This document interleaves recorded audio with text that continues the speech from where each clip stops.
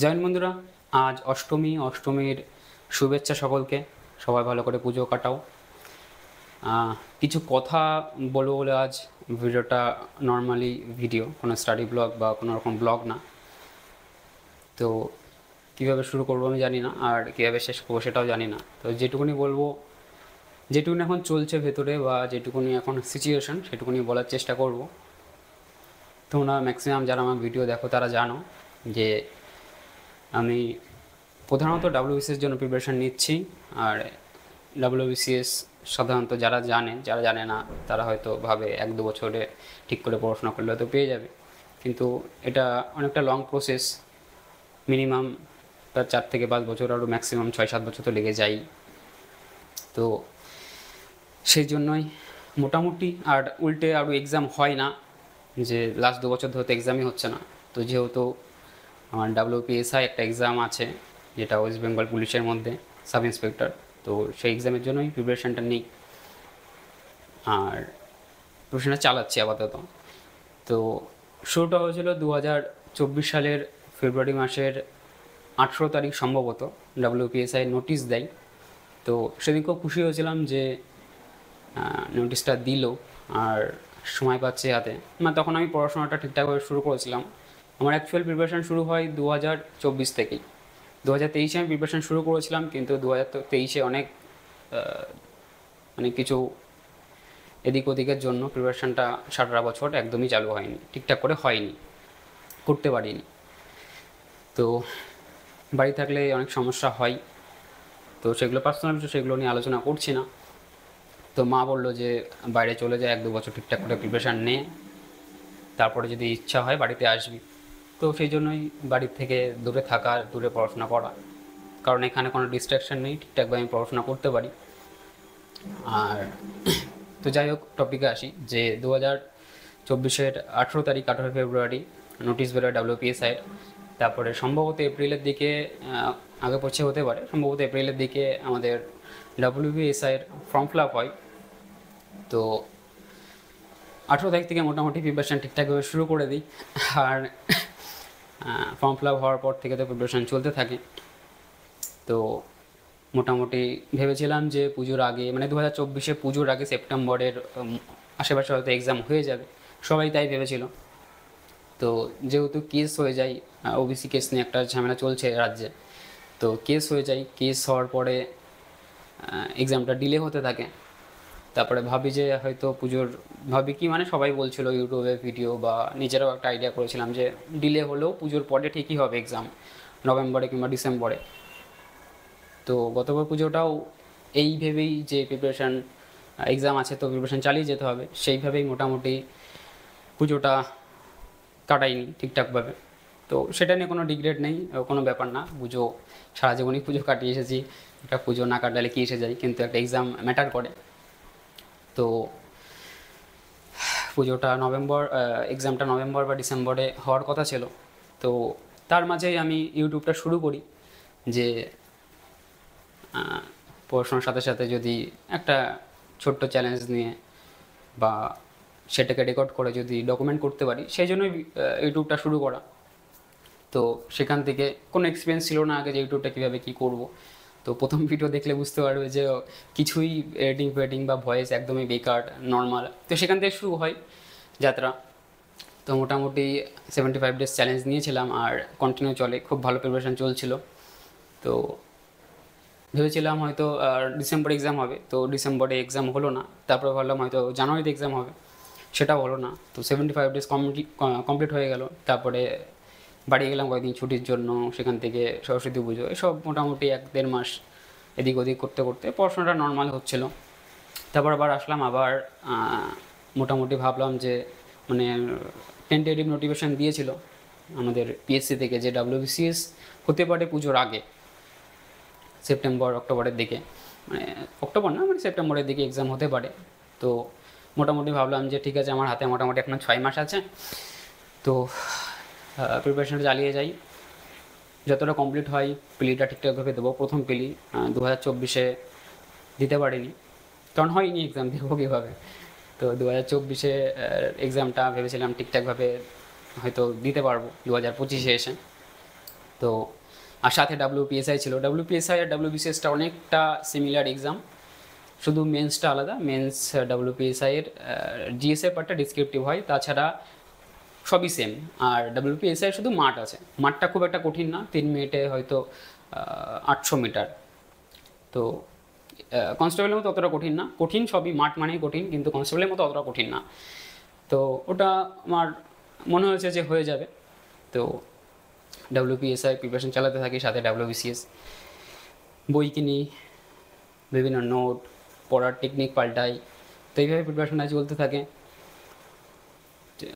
তারপরে ভাবলাম যে জুনে হয়তো এক্সাম হবে, জুলাই এক্সাম হবে, আগস্ট এক্সাম হবে, সেপ্টেম্বর এক্সাম হবে, পুজোর আগে এক্সাম হবে।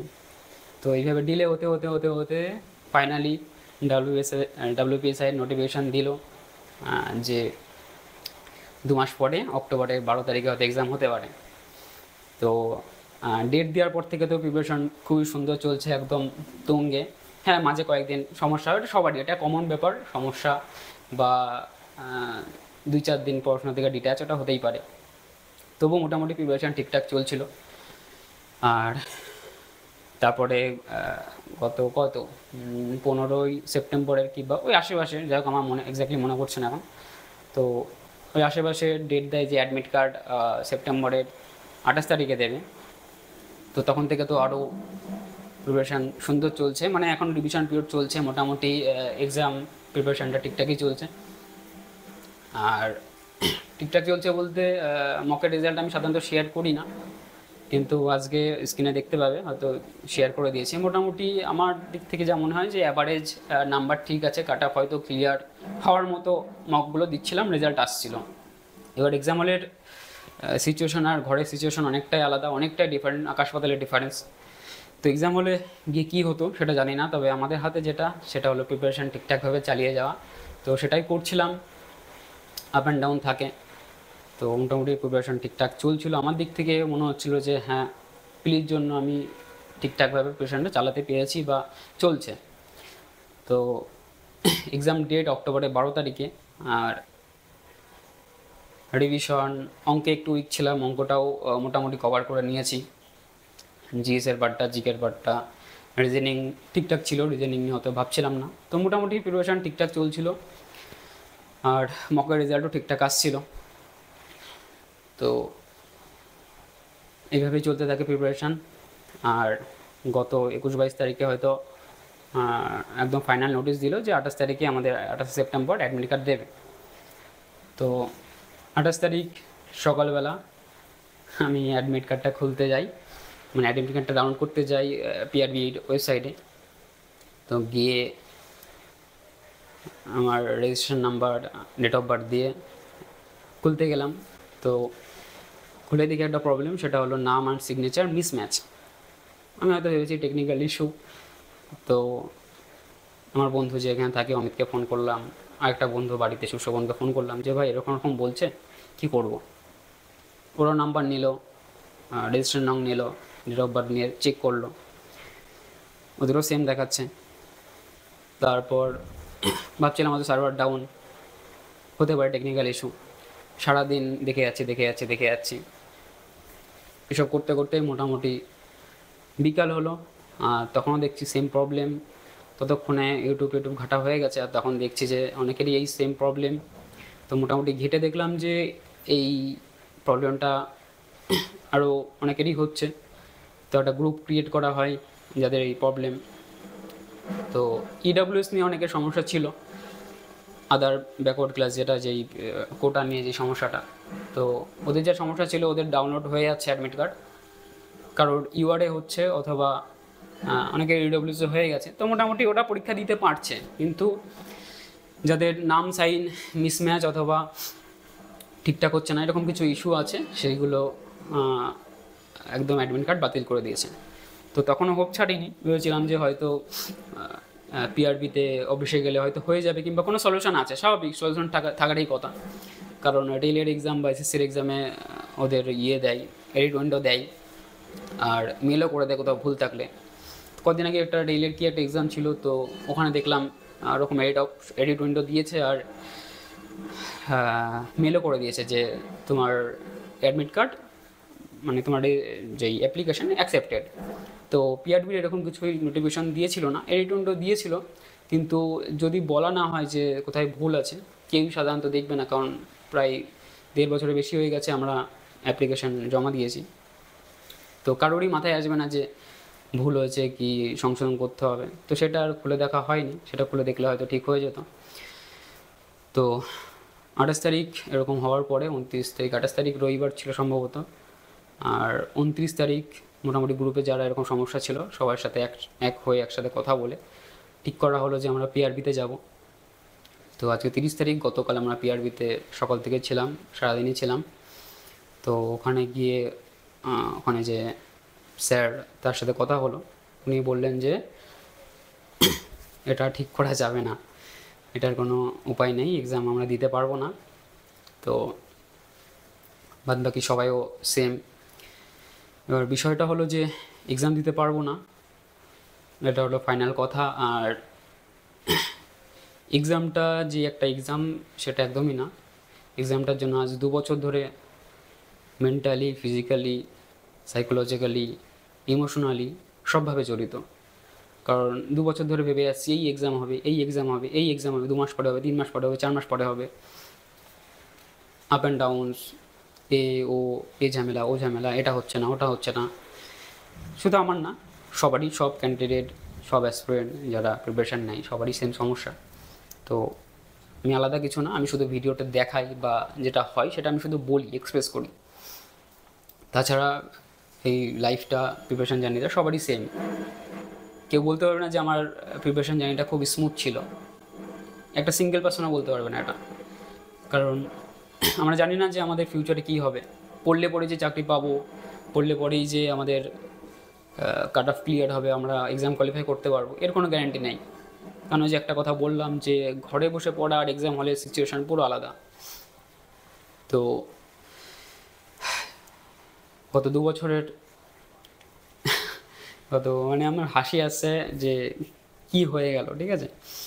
তো কি বলবো আমি জানি না, এই হলো সিচুয়েশানটা, ভাবলাম তোমাদের সাথে বলে দেওয়া উচিত। তো বলছি, গত 2 দিন ধরে ঘুম খাওয়া সব উঠে গেছে, পড়াশোনা তো দূর দূর, মানে কোনো কথা নেই, ঘুম খাওয়া উঠে গেছে, ঘুমেই আসছে না রাতেরবেলা।